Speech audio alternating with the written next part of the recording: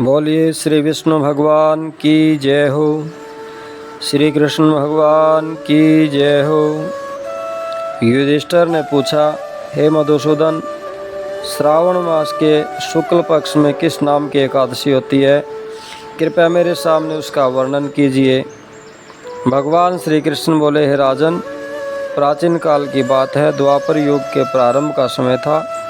महिष्मतिपुर में राजा महीजित अपने राज्य का पालन करते थे, किंतु उन्हें कोई पुत्र नहीं था, इसलिए वह राज्य उन्हें सुखदायक नहीं प्रतीत होता था। अपनी अवस्था देख राजा को बड़ी चिंता हुई। उन्होंने प्रजावर्ग में बैठकर इस प्रकार कहा, हे प्रजाजनों, इस जन्म में मेरे से कोई पाप नहीं हुआ। मैंने अपने खजाने में अन्याय से कमाया हुआ धन भी नहीं जमा किया। ब्राह्मणों और देवताओं का धन भी मैंने कभी नहीं लिया।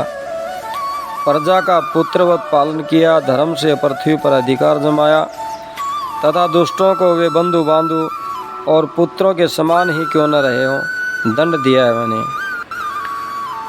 श्रेष्ठ पुरुषों का अर्थात उत्तम पुरुष जो मेरे दरबार में आता है, सदा मैंने उसका सम्मान किया और किसी को द्वेष का पात्र नहीं समझा। फिर क्या कारण है जो मेरे घर में आज तक पुत्र उत्पन्न नहीं हुआ? आप लोग इसका विचार करें। राजा के ये वचन सुनकर प्रजा और पुरोहितों के साथ ब्राह्मणों ने उनके हित का विचार करके गहन वन में प्रवेश किया। राजा का कल्याण चाहने वाले वे सभी लोग इधर उधर घूमकर ऋषियों से सेवित आश्रमों की तलाश करने लगे।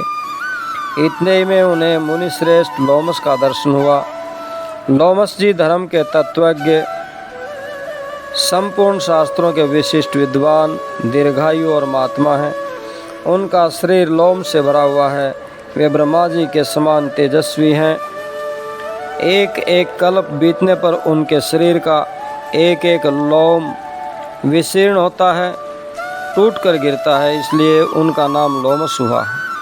वे महामुनि तीनों कालों की बात जानते हैं। उन्हें देखकर सब लोगों को बड़ा हर्ष हुआ।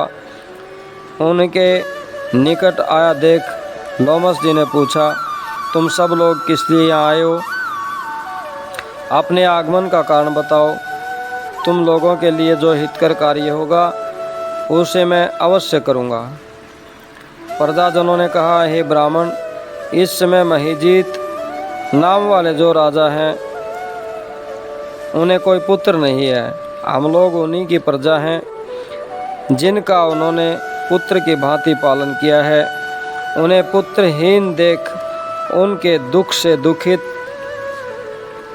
हम तपस्या करने का दृढ़ निश्चय करके यहाँ आए हैं। द्विजोत्तम, राजा के भाग्य से इस समय हमें आपका दर्शन मिला। महापुरुषों के दर्शन से ही मनुष्यों के सब कार्य सिद्ध हो जाते हैं।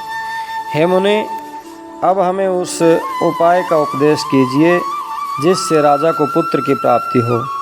उनकी बात सुनकर महर्षि लोमस 2 घड़ी तक ध्यानमग्न हो गए। तत्पश्चात राजा के प्राचीन जन्म का वृत्तांत जानकर उन्होंने कहा, हे प्रजावृंद सुनो। राजा महीजित पूर्व जन्म में मनुष्यों को बुरी तरह से चूसने वाला धनहीन वैश्य था। वह वैश्य गांव-गांव घूमकर व्यापार करता था। एक दिन जेठ के शुक्ल पक्ष में 10वीं तिथि को जब दोपहर का सूर्य तप रहा था, वह गांव की सीमा में एक जलाशय पर पहुंचा। पानी से भरी हुई बावड़ी देखकर वैश्य ने वहां जल पीने का विचार किया। इतने ही में वहां बछड़े के साथ एक गऊ भी आ पहुंची। वह प्यास से व्याकुल और ताप से पीड़ित थी, अतः बावड़ी में जो जाकर के जल पीने लगी। वैश्य ने पानी पीती हुई गाय को हटाकर दूर कर दिया और स्वयं पानी पिया। उसी पाप कर्म के कारण राजा का इस समय पुत्रहीन हुए। किसी जन्म के पुण्य से इन्हें अकंटक राज्य की प्राप्ति हुई है। प्रजाजनों ने कहा, हे मुनि, पुराण में सुना जाता है कि प्रायश्चित रूप पुण्य से पाप नष्ट होता है, अतः पुण्य का उपदेश कीजिए जिससे उस पाप का नाश हो जाए।